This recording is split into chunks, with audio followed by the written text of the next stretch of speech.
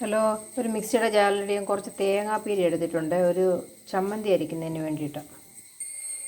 അതിലേക്ക് ഒരു പച്ചമുളക് ചെറുതായിട്ട് അരിഞ്ഞത്, 3 ചുമന്നുള്ളി, കുറച്ച് കറിവേപ്പില, ഒരു കഷ്ണം ഇഞ്ചി, തേങ്ങയുടെ കൂടെ ഇട്ട് നമുക്ക് അരച്ചെടുക്കാം.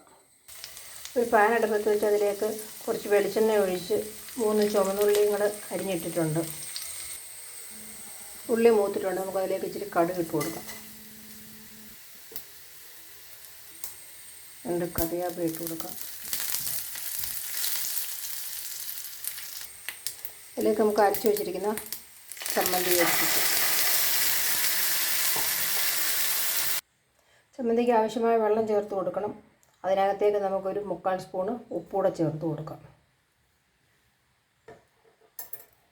എല്ലാം കൂടെ നമുക്കിനി ഇളക്കിയെടുക്കാം. നല്ല ചമ്മന്തിയാണിത്. ദോശയുടെ കൂടെ ഒക്കെ കഴിക്കാൻ നല്ല ടേസ്റ്റാണ്. എല്ലാവരും ട്രൈ ചെയ്ത് നോക്കണേ.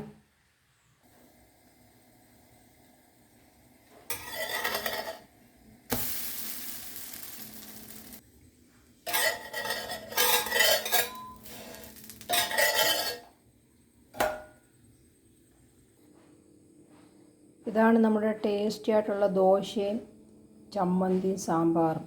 നല്ല സോഫ്റ്റ് ദോശയാണ്.